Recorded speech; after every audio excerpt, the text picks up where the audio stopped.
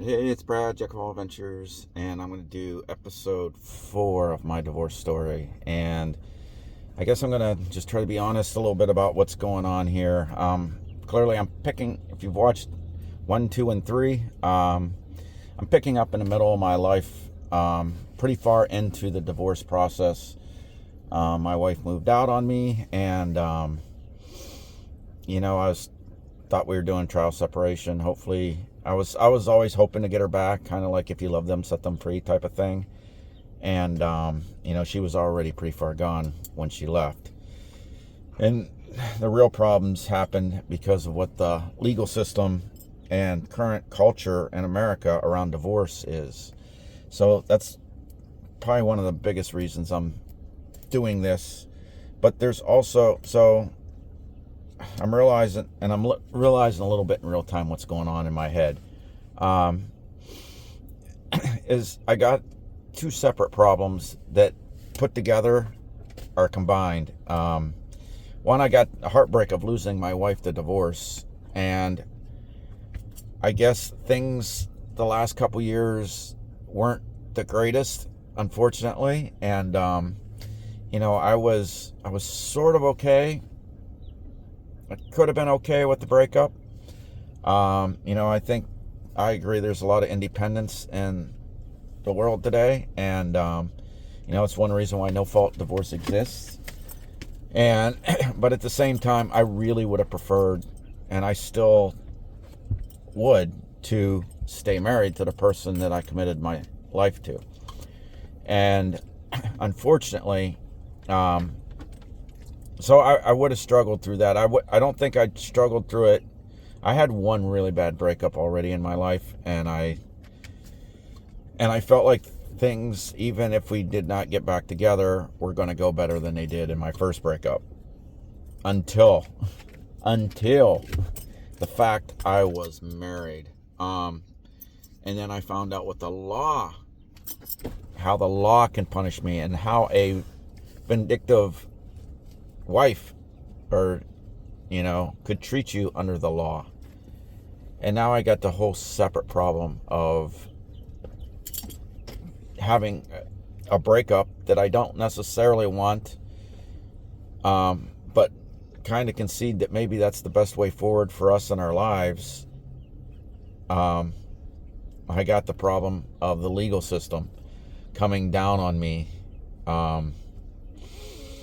and because of my particular situation, even worse than a lot of people's. And it's not that it's because I worked hard and saved for retirement, and waited till later in life. Unfortunately, waited till later in life. It just took me a while to find who I thought was the right person for me. Probably because I'm a little bit difficult. I'm kind of realizing that a little bit more too. It was harder for me to find the right person too.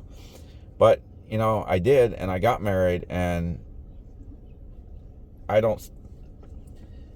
think it's worth, I believe in marriage, and I believe that once you do pick the right person, you should work really hard to stick with it.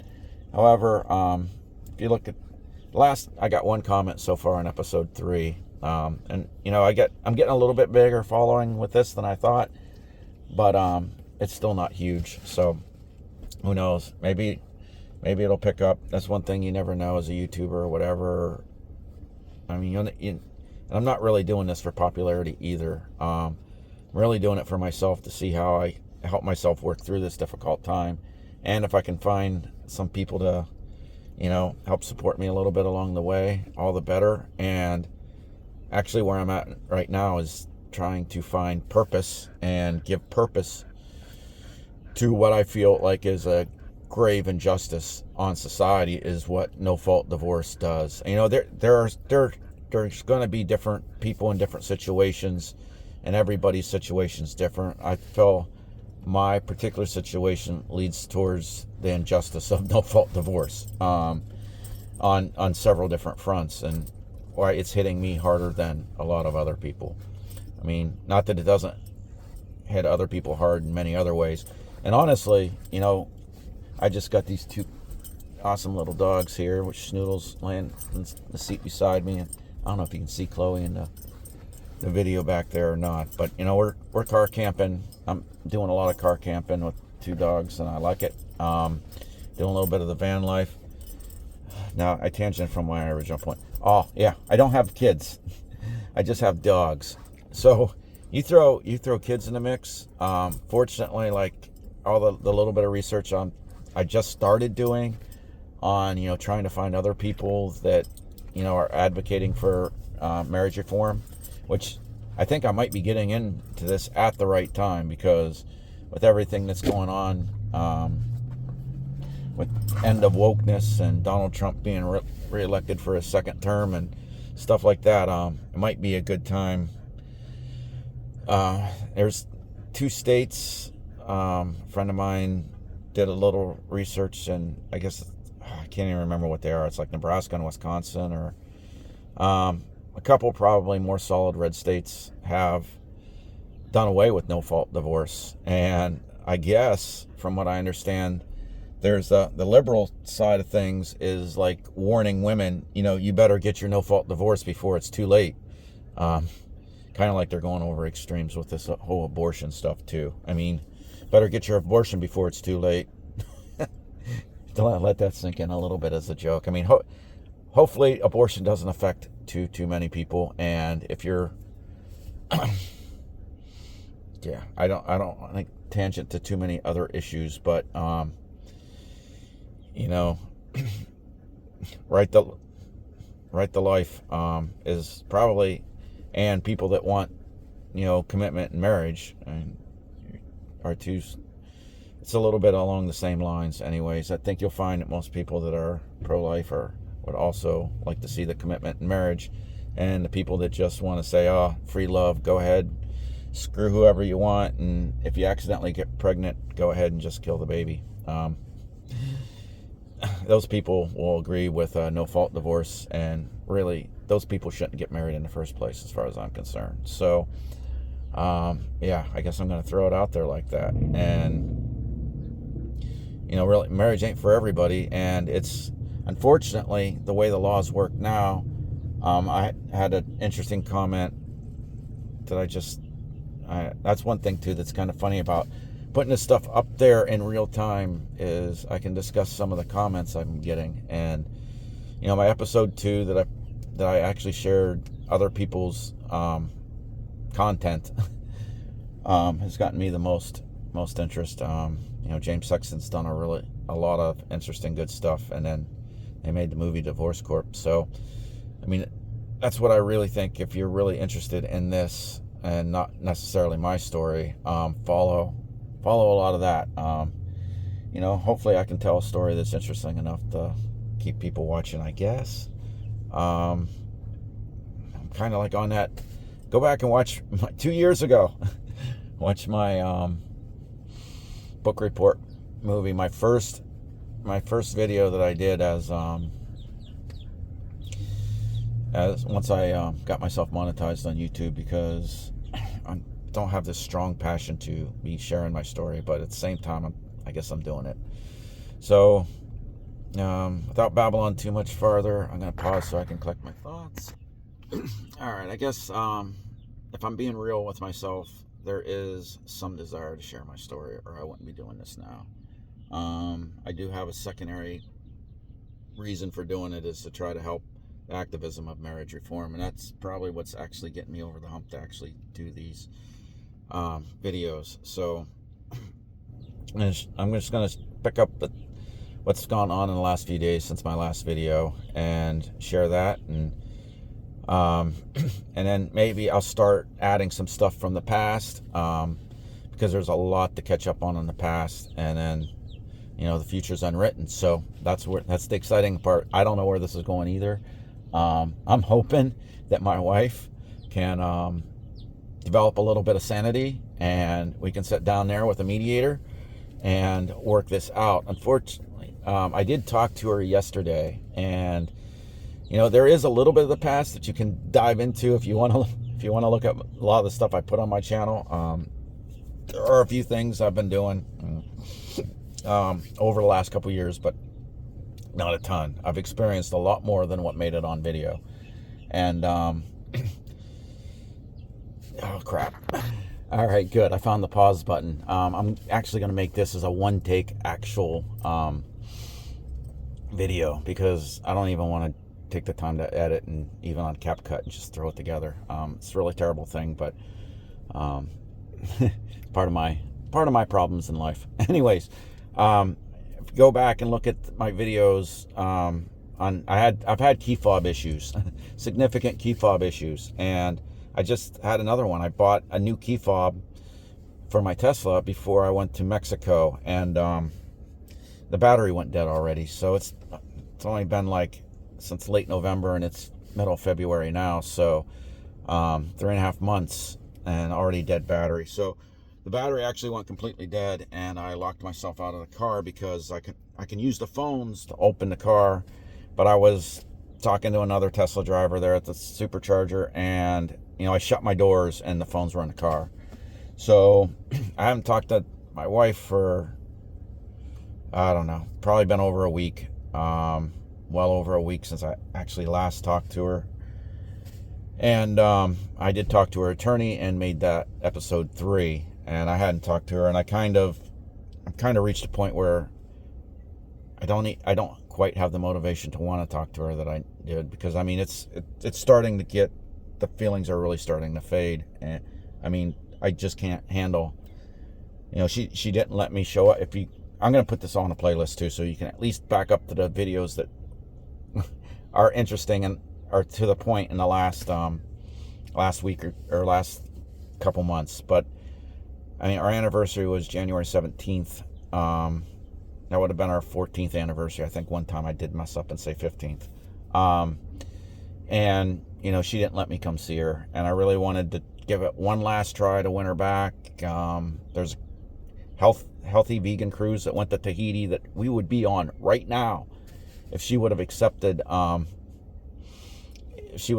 me to give it another chance. But instead, because we have Teslas and I haven't disabled the app thing for her, she can watch where my car goes. She found out I was coming to try to see her, and she actually had the cops call me.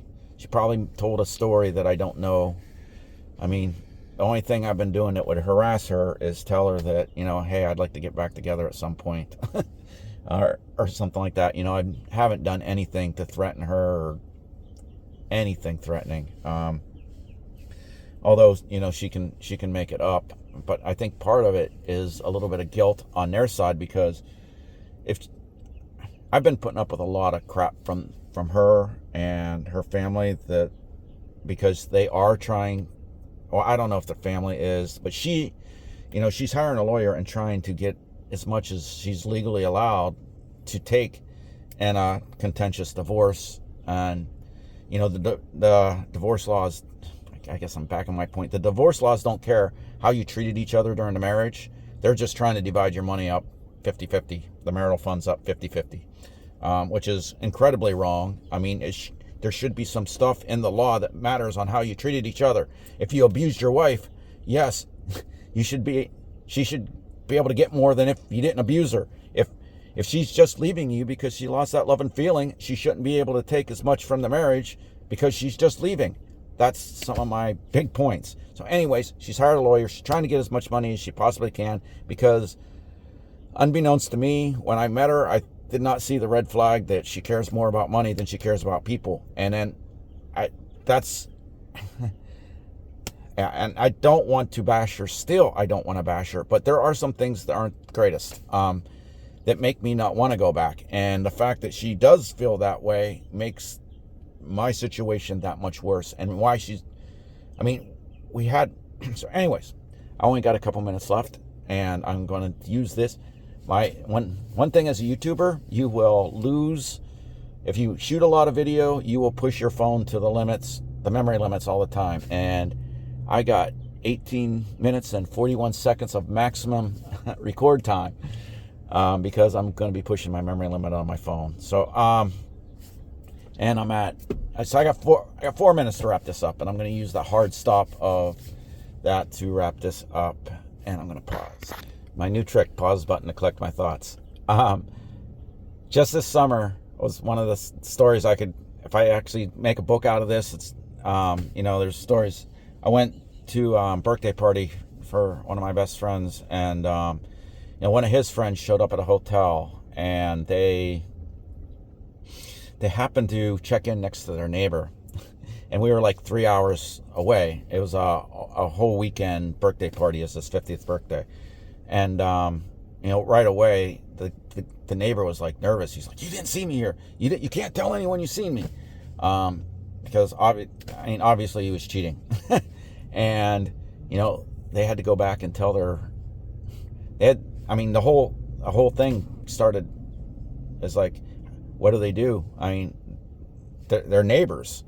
And they know their guy's cheating on his wife. And, who knows how it played out for them. But I know the point of this in this story right now is the law doesn't care. The law doesn't care whether you cheat on your wife or not. You get treated the same in the divorce. And that's what's wrong. And, so my wife is treating me like as bad as she possibly can in the divorce. She won't try to compromise. She won't try to work with me. She won't try to be fair with me. So, a lot of bitter, aggressive people might be aggressive towards them, but I'm not. I just want to live free, and if she doesn't want to be married, then that's fine. Let me go. But she's the one dragging out the divorce because she's trying to get as much as she possibly can, and I just think that's wrong. She won't mediate. She wants my stuff appraised and we don't have to do that to get divorced. So, if she wants to be fair and move on with life, if her lawyer wants to be a reasonable human being and actually, what do I got? I got like a minute. I'm going to wrap this up really quick and do this other point too. I think the lawyers get stuck in the machine of divorce. It's like, this is the way it's meant to be. This is why we need change, because even a reasonable lawyer will just do the basic, jump through the basic hoops of divorce, because here's what we do when we get divorced. We find out how much money everybody has, and then we get appraisals, and we do this and we do that. This is just the way it's supposed to happen because this is the way we've always done it. Well, the way we've always done it is wrong. It's wrong. The law is wrong. I'm sorry. The lawyers get up on their high horse. Well, that's the law. You can't say that it shouldn't be that way. That's the way it is. Well, why is it the law? Watch the movie Divorce Corp. The law should not be the law. I don't know. I feel like I'm Riley Gaines again. And, saying there shouldn't be a man swimming against me in the locker room. It's like the law should not be the law. The law is the law of the land because lawyers want to make money. In 1969, then Governor Ronald Reagan of California did the first no-fault divorce. And then corporate, watch the movie, Divorce Corp. Watch the movie. It's overplayed, just like all documentaries. It's overplayed. All right, I got less than 30 seconds. I hopefully made a few points. I am out for now. Please like and subscribe to my channel. And, see where this goes.